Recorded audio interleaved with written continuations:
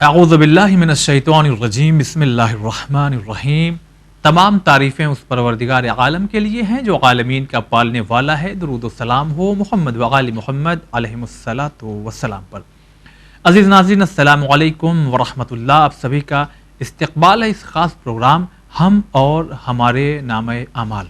یہ تو ہم لوگ اکثر سنا کرتے تھے بہت جب چھوٹے سے تھے، اور ہم یقین کرتے ہیں کہ یہ چیزیں آپ نے بھی سنی ہوگی کہ ہم جو بھی عمل کر رہے ہیں وہ فرشتے ہیں دو یہاں کاندھے پر، اس کو لکھا جا رہا ہے، نیکیاں لکھی جا رہی ہیں، برائیاں لکھی جا رہی ہیں۔ تو کیا بس بات یہیں تک رک جا رہی ہے یا بات کہیں اور بھی آگے تک گئی ہے؟ ایک ڈیٹیل ہے نامہ اعمال کے سلسلے سے اس پروگرام کے ذریعے ہم آپ تک پہنچائیں گے، اور ہمارے تمام سوالوں کے جوابات دینے کے لیے ہمارے ساتھ اسٹوڈیو میں موجود ہیں حجت الاسلام والمسلمین عالی جناب مولانا کمال احمد خان صاحب قبلہ۔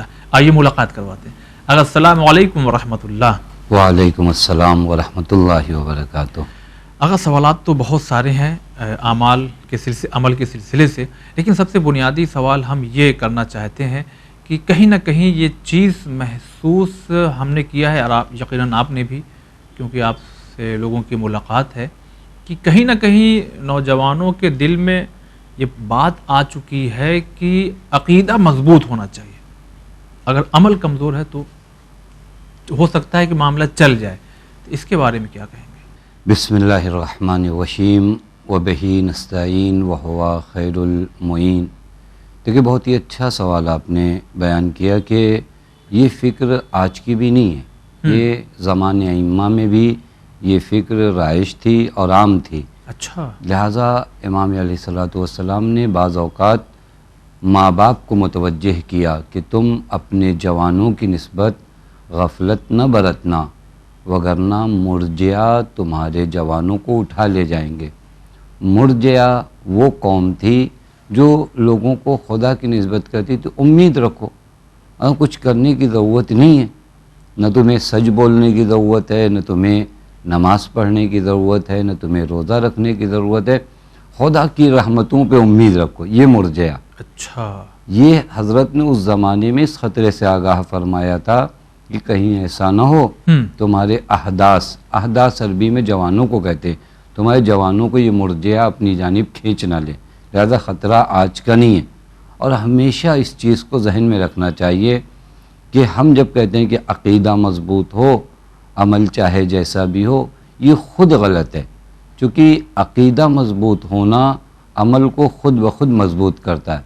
جس بھی چیز پر آپ کا عقیدہ مضبوط ہوگا، عقیدہ یعنی دل کا یقین، باور قلبی جس کو کہتے ہیں، عقیدہ وہی ہے جی۔ اگر میرے دل کو یقین ہے کہ بارش ہوگی تو عمل میں چھاتا لے کر باہر آؤں گا۔ میں چھاتا لے کر اگر باہر نہیں آتا تو اس کا مطلب میرے دل کے یقین میں کہیں کمی ہے۔ صحیح۔ مجھے اگر یقین ہے کہ خدا ہے، مجھے اگر یقین ہے کہ قیامت ہے، مجھے اگر یقین ہے کہ قبر ہے، مجھے اگر یقین ہے کہ صراط سے گزرنا ہے، مجھے اگر یقین ہے کہ حساب و کتاب دینا ہے، جتنے یہ یقین میرے مضبوط ہوں گے، میرے عمل میں اس کے آثار دکھائی دیں گے۔ لہٰذا یہ چیز کہ عقیدہ مضبوط ہو، عمل چلے گا، یہ خود جملہ شاید صحیح طریقے سے لوگوں نے سمجھا نہیں ہے، کیونکہ اہل بیت علیہم الصلوۃ والسلام کی فرمائشات اگر دیکھیے تو بڑی حسین فرمائش ہے۔ ایک مقام پر نہج البلاغہ میں امام علی علیہ الصلوۃ والسلام ایک مقام پر ارشاد فرماتے ہیں، لا تکن ممن یرجو الآخرۃ بغیر عمل، ہرگز اپنے آپ کو ان لوگوں میں قرار مت دو جو آخرت چاہتے ہیں بغیر عمل کے، یعنی انہیں جنت چاہیے، کوثر چاہیے، سلسبیل چاہیے، جنت کے تمام آرام چاہیے، لیکن عمل کے لیے یہ اٹھیں گے نہیں۔ حضرت نے منع فرمایا، خدا را اپنے آپ کو ان لوگوں میں قرار نہ دینا، یعنی تم آخرت کا مطالبہ کرو لیکن عمل کے ساتھ۔ حتیٰ میں آپ کی خدمت میں عرض کروں، بعض اوقات ہمارے پاس دینی نشانیاں اور علامات ہوتی ہیں، وہ ہمیں بے فکر کرنے عمل کی نسبت نہیں آتی، بلکہ ہمیں اور ذمہ دار بنانے آتی ہیں۔ امام رضا علیہ الصلوۃ والسلام کے ایک صحابی ہیں احمد ابن ابی نضر بزنتی، یہ مولا کی بارگاہ میں بہت ہی قریب اصحاب میں سے۔ ایک مرتبہ حضرت نے اپنے غلام کو بھیجا، کہا ابھی نظر بزنتی کو بلا لاؤ اور ہماری سواری لے کر جاؤ. دیکھیں آپ کسی کو اگر اپنے یہاں مہمان بلائیں، اس کے لیے اگر آپ گاڑی بھیجیں تو یہ بہت عزیز مہمان ہے. جی حضرت نے سواری بھیجا. اب وہ سواری لے کر امام کا خادم ان کے گھر پہنچا. ان سے اس غلام نے کہا کہ حضرت نے فرمایا اگر وقت ہو تو ہمارے پاس، اور انہوں نے کہا اگر مولا نے بلایا تو اس سے بڑا کام کائنات میں کچھ نہیں ہو سکتا. یہ کہتے ہیں میں باہر نکلا، میں نے دیکھا حضرت کی سواری. میں نے کہا جب اس قدر حضرت نے مجھے نوازا کہ اپنی سواری میرے لیے بھیجی. میں حضرت کی اس سواری پہ سوار ہو کر حضرت کے گھر پہنچا. حضرت نے مجھ سے باتیں کرنا شروع کی، بہت دیر تک باتیں ہونے لگی. میں نے چاہا کہ اٹھوں، بہت دیر حضرت کی سما خراشی میں نہ کروں. اسی اثنا میں حضرت نے فرمایا ابھی نظر بزنتی آج رات کا کھانا ہمارے گھر کھاؤ. میں نے کہا مولا اس پاک دسترخوان پہ اگر کھانا نصیب ہو جائے یہ تو میرے مقدر کی بات ہے.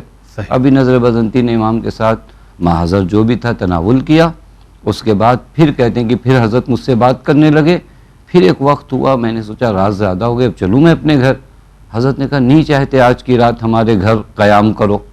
اب اگر ہم لوگوں میں سے کسی کو حرم امام حسین یا دیگر ائمہ کے حرم میں رات میں رکنے کا موقع مل جائے کتنا بڑا افتخار ہے. حضرت نے کہا کہ ہمارے گھر رکو. انہوں نے کہا مولا اس سے بڑی میرے لیے سعادت کیا ہے. حضرت نے اپنے خادم سے کہا وہ ہمارا خاص بستر جس پہ ہم سوتے ہیں وہ ابھی نظر بزنتی کے لیے بچھاؤ. وہ بستر، وہ سواری کا بھیجنا، وہ اپنے ساتھ کھانا کھلانا، یہ سب ہو گیا. ابھی نظر بزنتی کے ذہن میں ایک چیز آ گئی کہ مجھ سے بڑا مولائی کون ہوگا، مجھ سے بڑا شیعہ کون ہوگا. حضرت نے سواری بھیجی، حضرت نے اپنے گھر مجھے قیام کروایا، حضرت نے کھانا کھلایا. حضرت کو تو بتانے کی ضرورت نہیں امام کو کہ آپ کے دل میں کیا چل رہا ہے. مولا فوراً متوجہ ہوئے، کہا بھی نظر بزنتی یہ جو کچھ ہم نے تمہارے ساتھ کیا ہے اس دھوکے میں نہ رہ جانا کہ بغیر عمل کے کچھ ہو جائے گا. مطلب سمجھے، مطلب اتنا ہے. اور پھر حضرت نے ان کو پھر ایک داستان سنایا ساسا ابن سوحان کی جو مولا کائنات ان کی عادت کو کہتے. کہنے کا مطلب یہ ہے کہ عمل اس قدر ضروری ہے، اس قدر ضروری ہے کہ اہل بیت علیہم الصلوۃ والسلام اپنے چاہنے والوں کو شدت کے ساتھ عمل کی جانب. حتیٰ آپ دیکھیں مولا متقیان کا بار بار وہ جملہ آہ من قلت الزاد و طول السفر کہ زاد راہ کتنا کم ہے اور طول سفر کتنا ہے. یہ وہ جملے ہیں جو بار بار ہمیں کیا کر رہے ہیں، عمل کی جانب بھیج رہے ہیں. یہ جو 8ویں امام نے یہ بات ان کو بلا کر کے کہی، یہ محبت، یہ شفقت، کھانا کھلانا، ہاں یہ تمہیں موقع نہ دے، یہ ان کے عمل کی بنا پر تھا. سب یہ سب عمل کی بنیاد پہ. پھر حضرت بتانا چاہیں کہ کہیں اب اس کے بعد تمہارے ذہن میں نہ آ جائے کہ امام نے مجھے اتنا نوازا تو مجھے نماز پڑھنے کی کیا ضرورت ہے، مجھے روزہ رکھنے کی کیا ضرورت ہے. نہیں، یہ ساری چیزیں جو ہیں اپنی جگہ ہیں، لیکن عمل چونکہ ہے بھی. میں آپ کو ایک روایت بہت تیزی سے عرض کروں. ایک مقام پر نبی اکرم فرماتے ہیں ان فی حب اہل بیتی 20 خصلہ، ہمارے اہل بیت کی محبت کی 20 نشانیاں ہیں. ان 20 نشانیوں کو نہیں بیان کیا جائے گا، فقط ایک نشانی جو شیعہ علی کی نشانی ہے، جو محب اہل بیت کی نشانی ہے، الحرص علی العمل. اہل بیت کے محب کی نشانیوں میں، پہچان میں، جس طرح سونے کی اپنی پہچان ہوتی ہے، ہیرے کی اپنی پہچان ہوتی ہے کہ نقلی ہے یا اصلی، اہل بیت کے چاہنے والے کی پہچان جو معصوم نے بتایا الحرص علی العمل. فقط یہ نماز پڑھتا نہیں ہے بلکہ اس نماز کو زیادہ پڑھنے کی خواہش رکھتا ہے. یہ 3 رکعت مغرب کی پڑھنے کے بعد اکتفا نہیں کرتا، یہ اس قدر ہے کہ یہ نافلہ بھی پڑھتا ہے. یہ فقط 17 رکعت تک رکتا نہیں ہے، یہ چاہتا ہے نماز شب بھی پڑھے. یہ فقط 2 لوگوں کا خرچہ اٹھا کر یہ نہیں سمجھتا کہ بہت ہو گیا، یہ سوچتا ہے 2 سے 20 ہو جائے. یعنی ہمیشہ نشانی جو محبان اہل بیت کی رہی ہے، یہ نیکیوں کی نسبت حریص ہوتے ہیں. دیکھیں ایک مطلب دنیا کی نسبت حرص ہو تو بری بات ہے، یعنی لالچ. نیکیوں کی نسبت حرص کا مطلب یعنی یہ اپنے کتنے بھی عمل کو انجام دینے کے بعد چاہتے ہیں اور دوں اور دوں اور دوں. یہ ہے عمل کا کردار جو ہماری زندگی میں بہت اہم. اگلا سوال ہم آپ کی خدمت میں رکھنا چاہتے ہیں، مگر ایک جوانوں میں کہیں نہ کہیں یہ سوال ایسا لگتا ہے جیسے کبھی کبھی امپلیمنٹ کیا جاتا ہے، ڈالا جاتا ہے کہیں سے، کہ کچھ لوگ ایسے بھی کہتے ہوئے نظر آئے ہیں کہ حضرت حور امام کے ساتھ کتنی رکعت نماز پڑھ لی، یعنی عمل کتنا کیا انہوں نے. وہ عقیدہ تھا جو انہیں بچا کر کے لے گیا. حضرت جناب زہیر ابن قین کا امام حسین علیہ السلام کی طرف پلٹ کر کے آنا، اسی طرح سے جناب وہب قلبی علیہ السلام کا پلٹ کے آنا، تو ان لوگوں کی وہ کون سی نمازیں اور کون سی روزے تھے جو بچا کے جنت تک لے گئے؟ یہ امامت پر وہ عقیدہ تھا جو انہیں جنت تک لے گیا۔ دیکھیے بالکل صحیح ہے کہ بنیاد عقیدہ امامت ہے، لیکن میں آپ کی خدمت میں بتاؤں جناب حر کا عمل جو کہا جاتا ہے، حضرت حر کا عمل کیا تھا؟ حضرت حر کے عمل میں ایک عمل ادب تھا۔ حضرت حر جب ابھی دشمن کے لشکر کے سپہ سالار ہیں، ابھی امام حسین کی جانب نہیں ہیں، کربلا کے راستے میں ایک جگہ پر جب حضرت حر نے راستہ روکا امام حسین علیہ السلام کا اور نماز کا وقت ہوا، تو امام حسین نے اپنے ساتھیوں کے ساتھ نماز پڑھنا شروع کی۔ حر کے لشکر والے ہیں، انہوں نے کہا آپ یہاں امامت کرو۔ حر نے اس وقت فرمایا کہ اگر فرزند زہرا امامت کر رہا ہو تو میں خود اس کے پیچھے جا کے نماز پڑھوں گا، جبکہ ابھی دشمن کے دشمن کے سپہ سالار ہیں۔ یعنی یہ دیکھ رہے یہ عمل کا مرحلہ کہ نہیں ابھی یہ امام ہیں، ان کے پیچھے میں نماز پڑھوں گا، یہ فرزند زہرا ہیں۔ تو جو فرما رہے ہیں یہ وہ ادب ہے۔ یا جناب حر کی زندگی میں میں اس مرحلے کے بعد کی بات کروں، عقیدہ امامت ہے، اس کے بعد جناب حر کا سب سے بڑا عمل کیوں لوگ بھول جاتے ہیں؟ کائنات میں سب سے بڑا عمل کیا؟ میں نماز پڑھوں، روزہ رکھوں، حج کروں، یہ سب ابتدا ہے، لیکن میں میدان عمل میں اپنے دین کے لیے اپنی جان دے دوں، اس سے بڑا عمل کیا ہے؟ اس سے بڑا کوئی عمل ہے کہ انسان اپنا سب کچھ لٹا دے کہاں پر؟ اس سے بڑا کوئی کائنات میں عمل نہیں۔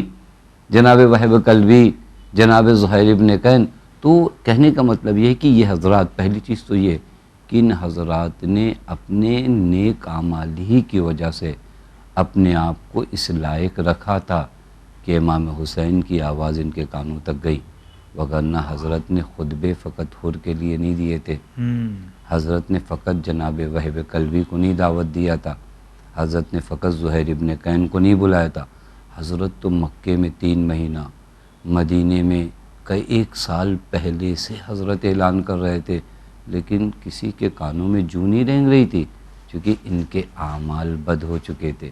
وہ جنہوں نے اپنے وجود کو پاک صاف رکھا تھا، اپنے اعمال کی وجہ سے ان کانوں تک یہ آواز پہنچی ہے۔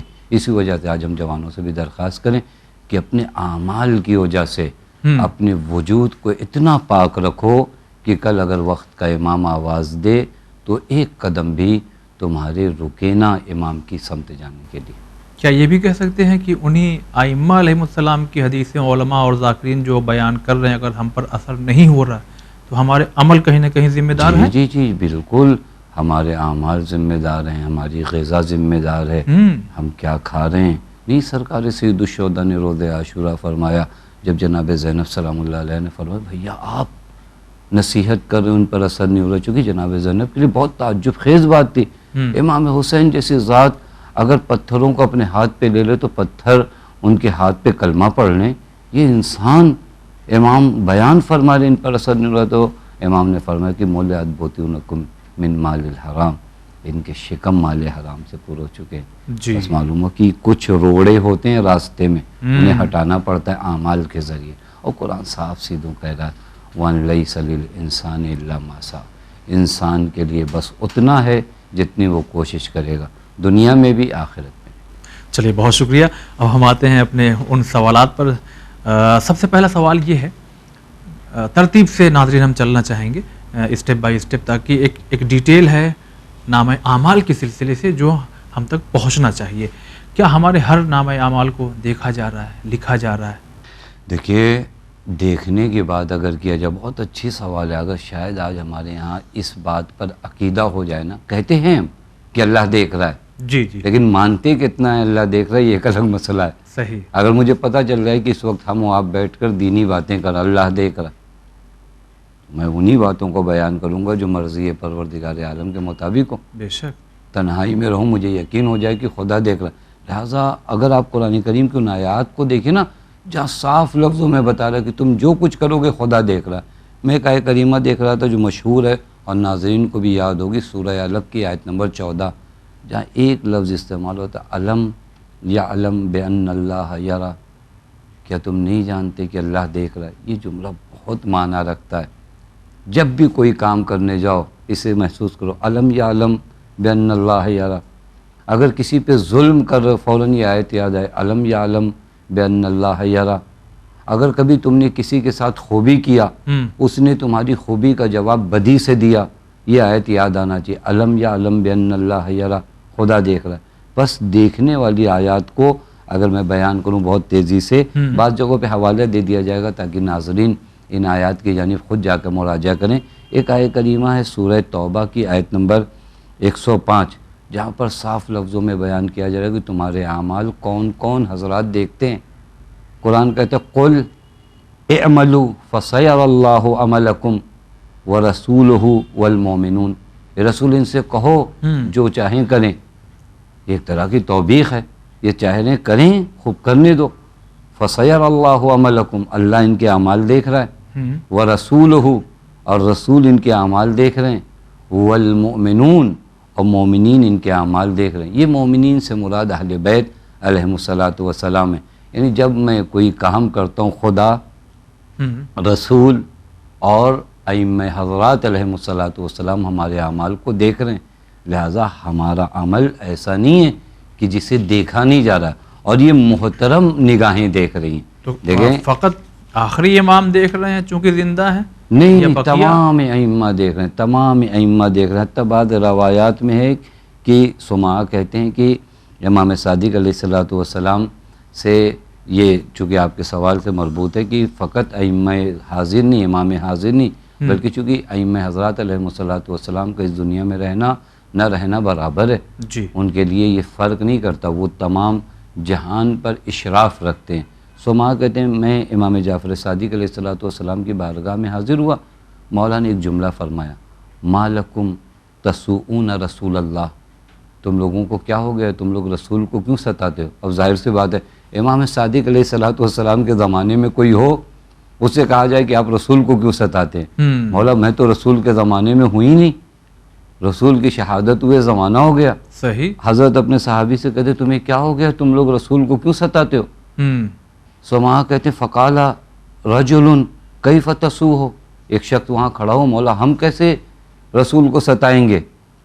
فقال علیہ السلام انا اعمالکم تعرض علیہ فاذا رأى فیہ معصیہ سعوا ذلک. تمہارے اعمال رسول دیکھ رہے ہیں, رسول کے سامنے ہوتے, جب بھی تمہارے اعمال ان کے سامنے پیش کیے جاتے انہیں اذیت ہوتی. بس ہمارے اعمال جو ہے رسول دیکھ رہے ہیں, خدا دیکھ رہا ہے, اور ہمارے اعمال جو ہے مومنین دیکھ رہے ہیں. بس ہمارے اعمال دیکھے جا رہے ہیں. حتیٰ ایک روایت ہے, بڑی حسین روایت ہے, امام صادق علیہ الصلوۃ والسلام سے کسی نے کہا مولا آپ کی زندگی کتنے ستونوں پر ہے؟ میں آپ کسی کامیاب آدمی سے پوچھے کہ آپ کی زندگی کی کامیابی کا راز کیا ہے, تو حضرت نے 3-4 چیزیں بتائی. وہ ایک چیز جو ہم لوگوں سے موضوع میں, حضرت نے فرمایا علم تو ان اللہ مطلع علیہ, مجھے اس بات کا یقین ہے کہ میرا خدا مجھ سے آگاہ ہے, یعنی میں جو کچھ کر رہا ہوں میرا خدا آگاہ ہے. فاستحییت, یہ چیز حیا کا سبب بنتی ہے. دیکھیں اگر انسان کو یہ یقین ہو جائے نا کہ کوئی مجھے دیکھ رہا ہے, تو اس کمرے میں انسان اپنے کپڑوں کو بھی چینج کرتے ہوئے جو ہے 1000 مرتبہ سوچتا ہے کہ میں اپنا کپڑا چینج کروں. ایک معمولی سا بچہ اگر آپ کو دیکھ رہا ہو تو آپ اس جگہ پہ اپنے کپڑوں کو بھی, اپنے لباس کو بھی چینج نہیں کرتے. جی جی بالکل. یہ بے حیائی کیوں آ رہی ہے سماج و معاشرے میں؟ چونکہ یہ یقین کم ہوتا جا رہا ہے کہ ہمیں خدا دیکھ رہا ہے. آپ نے سوال بہت اچھا کیا کہ اگر یہ یقین صحیح ہو جائے, ڈیولپ ہو جائے کہ مجھے خدا دیکھ رہا ہے, تو حیا آئے گی, حیا آئے گی تو گناہوں سے دوری ہوگی.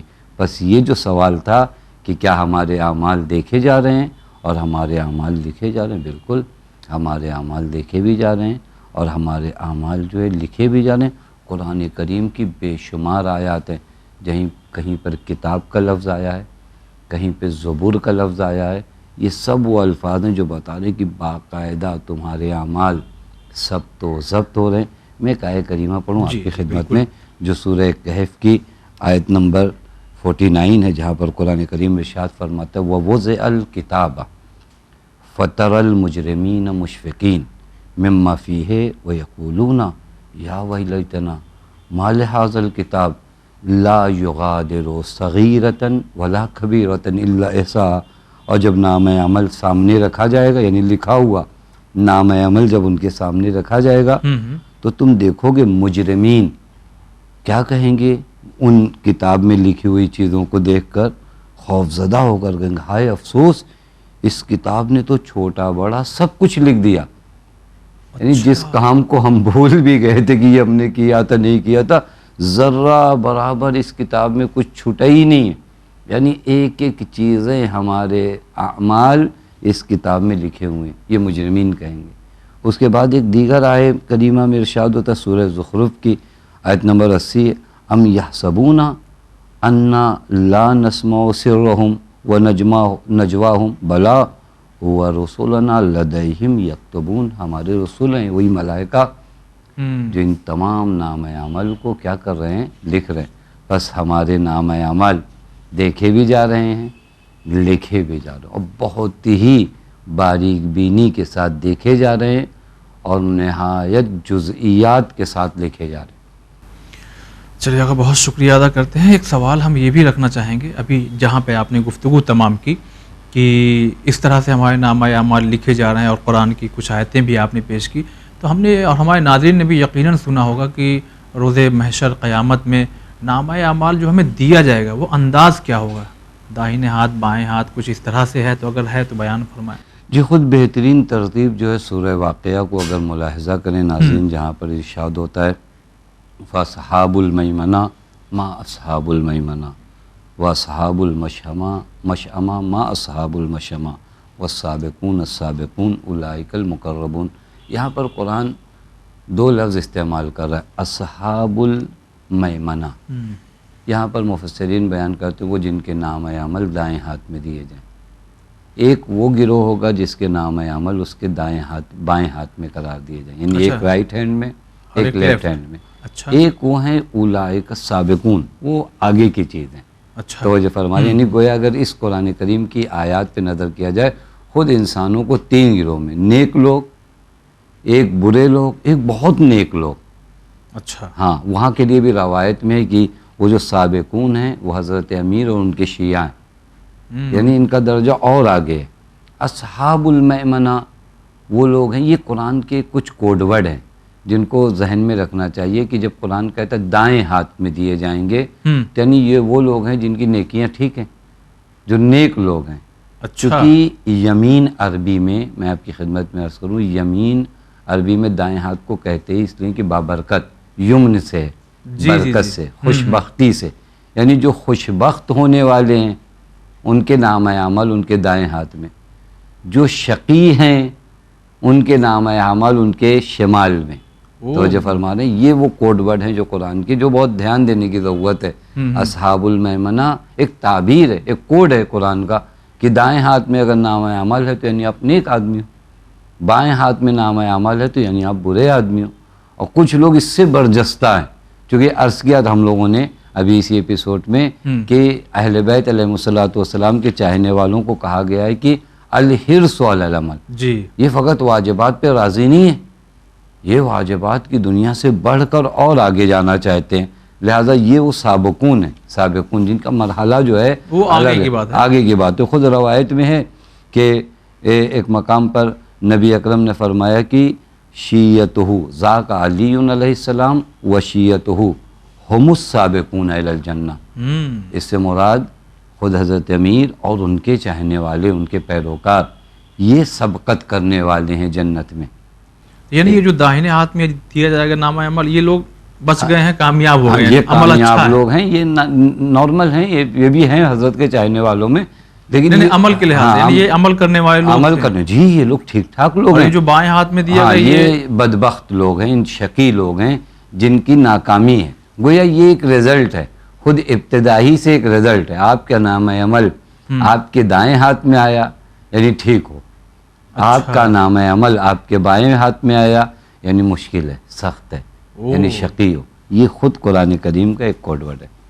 اسی طرح قرآن کریم اور صریح اور واضح طریقے سے سورہ حاقہ میں آیت نمبر 19 میں ارشاد فرماتا ہے فَأَمَّ مَنْ أُوتِيَ كِتَابَهُ بِيَمِينِهِ فَيَقُولُ هَاؤُمُ اقْرَؤُوا كِتَابِيَهُ.